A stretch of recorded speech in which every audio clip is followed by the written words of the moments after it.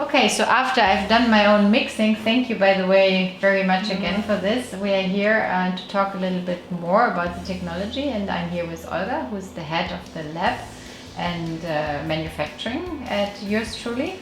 And so obviously the first question I had is, we saw a little bit in the video, what is your job you do with our product, with the Hauschild SpeedMixer? So we use your SpeedMixer every day to produce our shampoos. We actually are creating for each customer separately.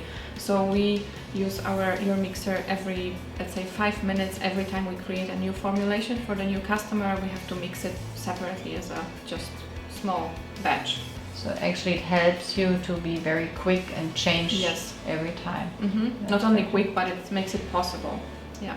Okay, without it you couldn't do this amount of work? No, definitely not. Okay. I think in the cosmetics, the most important is that your product will be homogeneous, and since we often add some powders into our formulations, it's really important that we'll have a device that we can rely on, that we know that it will make our product totally homogeneous. It's very easy.